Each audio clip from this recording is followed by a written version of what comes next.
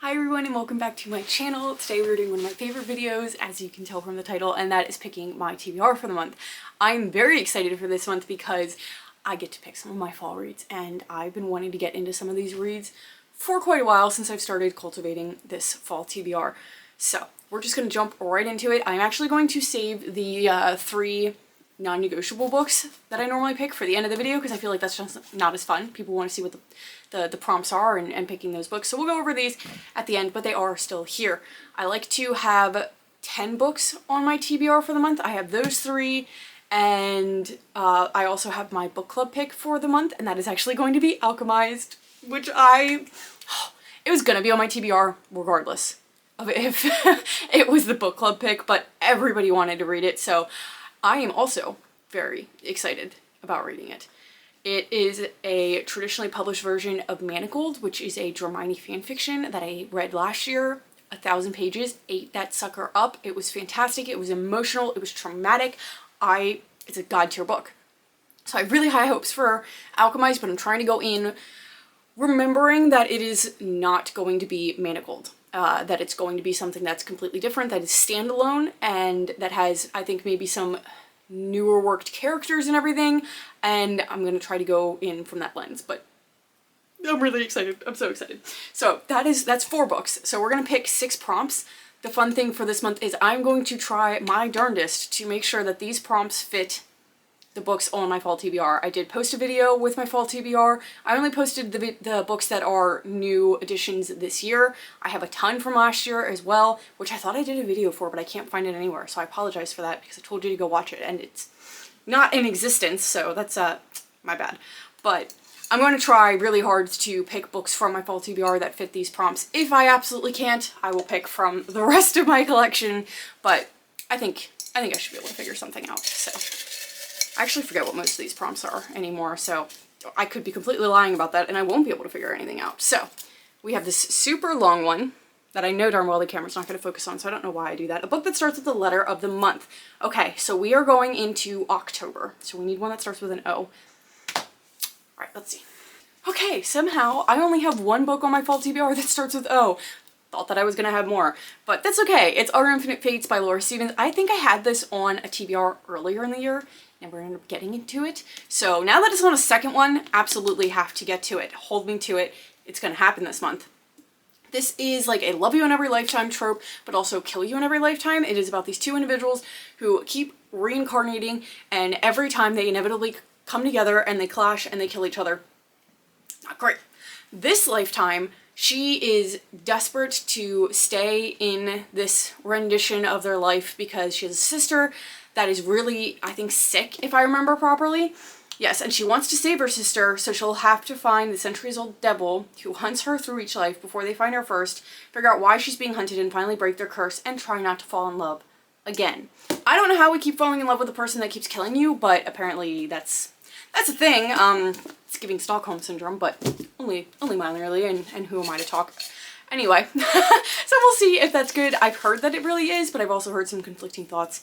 I'm excited to see my own opinion. I have read another book by this author, and let's just say this is a second chance. So we'll see how it goes.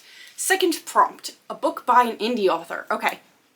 Oh, I don't know if I have an indie author book on my fall TBR. I don't know why I said that. I definitely do.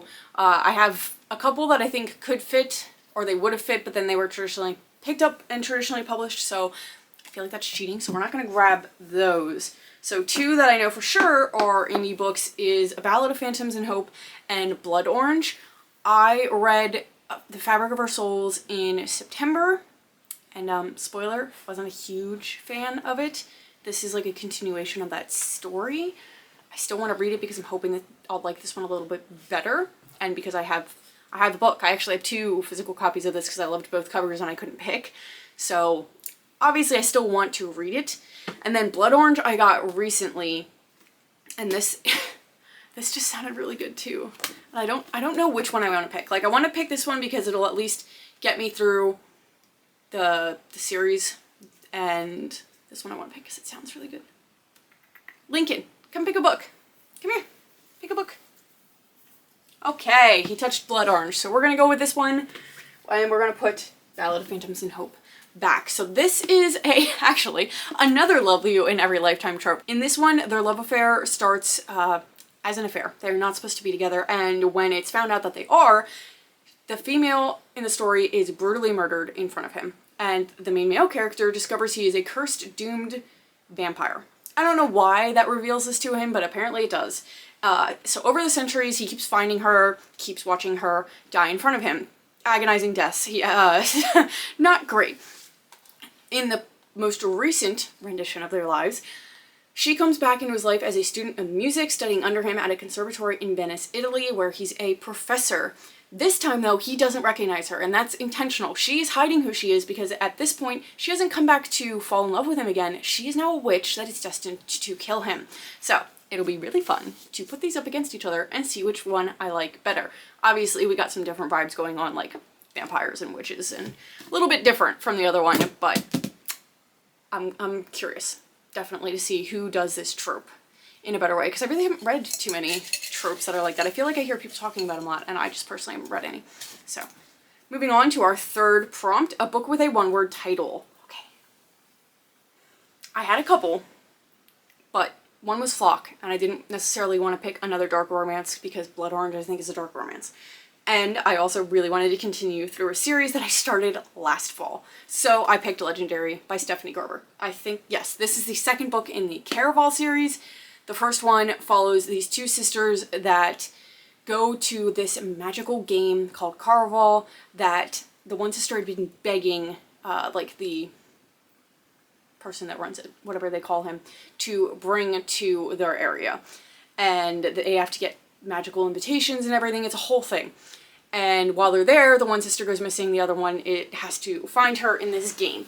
It's fun. It's a cozy vibe for the fall time, and I just never ended up getting to the rest of the books in the series, but I would really like to, especially because I've heard that it kind of connects to Once Upon a Broken Heart, and I'm very curious to see how it does that.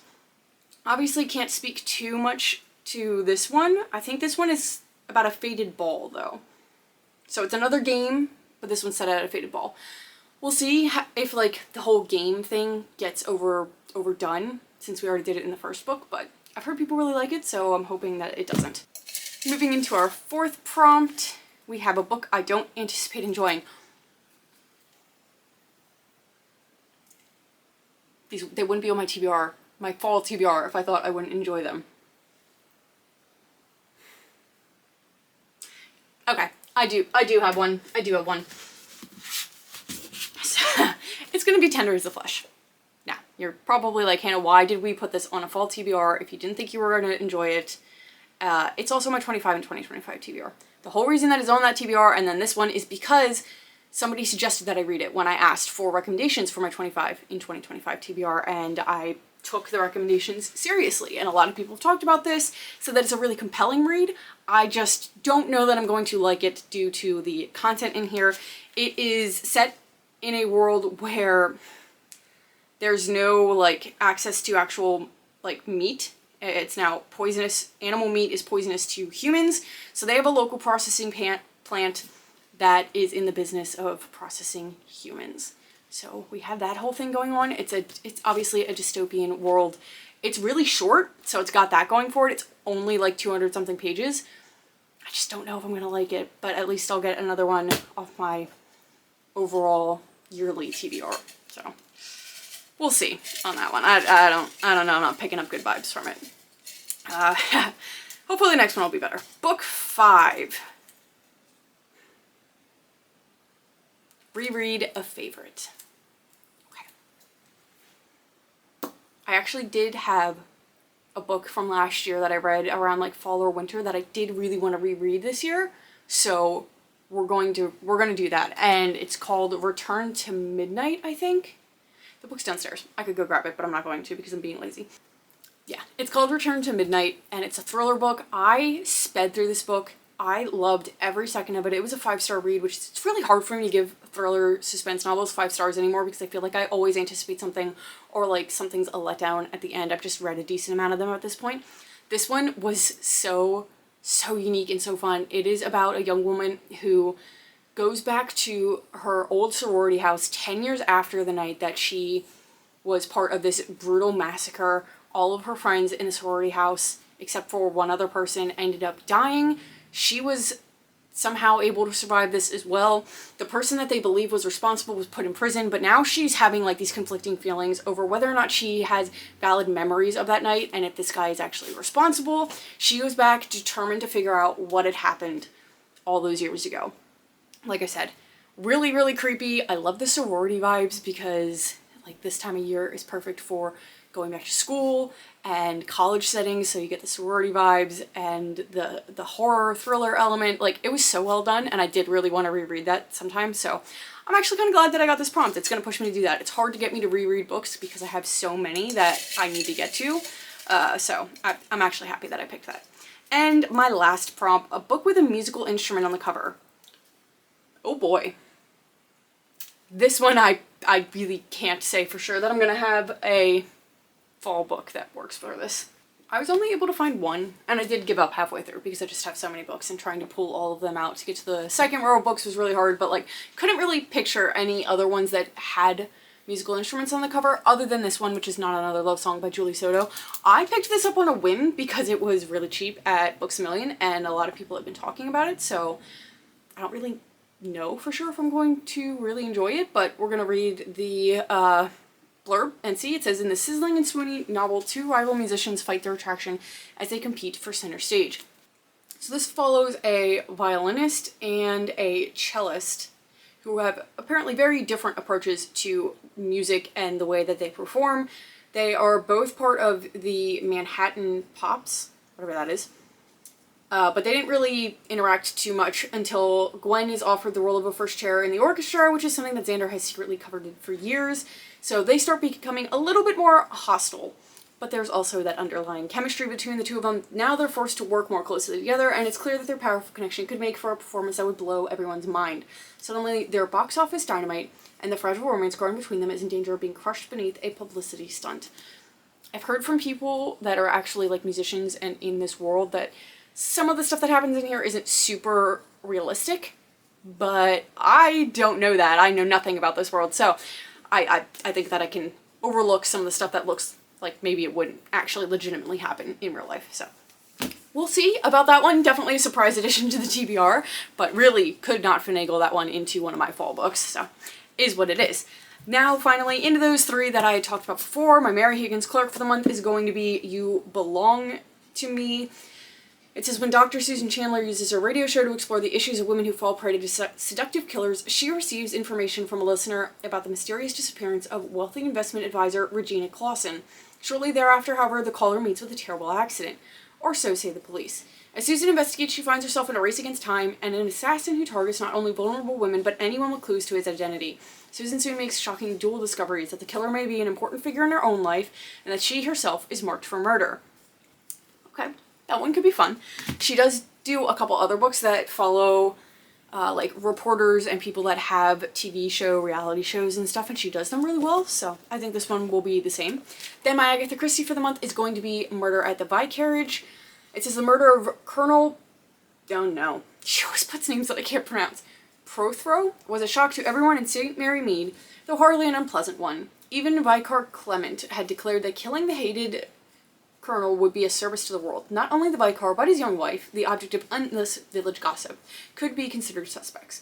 And what about the faithless Mrs. Prothero, or her lover, oh, good grief, the young artist Lawrence Redding? The baffled police are even more astonished when a demure spinster, Miss Jane Marple, confidently announces her plan to capture the murderer and blithely solves her first case. Oh, I didn't know this was her first case! It says it on the front. It says it on the front. Anyway, obviously I didn't read that part. This is exciting. I like Jane Marple. Her mysteries are a little bit more cozy, and they have a comedic element to them that Hercule Poirot's mysteries don't necessarily have. So I'm excited to see her get her start. That's fun. Okay. I'm excited for that one now. And then lastly, my classic for the month is going to be The Hound of Baskervilles, which is a Sherlock Holmes mystery. It says, the evil of Sir Hugo, master of the lonely, moor-encompassed manor of Baskerville, began the curse of Baskervilles in the 17th century. Desirous of a yeoman's daughter, Sir Hugo swore he was ready to give his soul to the devil for her. He captured her, but she escaped. He saddled his horse and chased her over the moors until she dropped dead from exhaustion, and then a black hellhound appeared with eyes like fire and ripped out Hugo's throat. Now, years later, the Hound has returned and caused the death of Hugo's descendants, Sir Charles Baskerville, and the new Lord of the Manor, Henry Baskerville, had been warned not to claim his inheritance on pain of death. I think I started this at one point, or at least I kind of know the premise, and the vibes that this gives because of the moor and this creepy hellhound that's supposed to be haunting it are very atmospheric and perfect for fall spooky season. So that's kind of why I picked this one. I normally just pick the next one in the stack, but I cheated and went out of order for this one because of the vibes that I think this is going to give. So hopefully it lives up to that.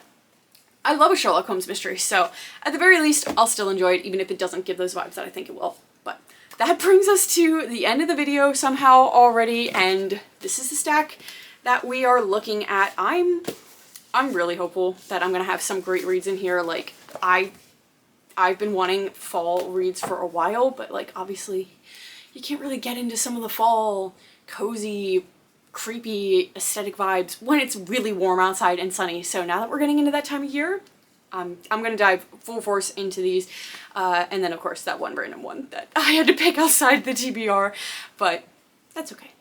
I hope that you guys enjoyed watching this. Let me know what's on your October TBR, and I will hopefully see you in another video very soon. Bye guys.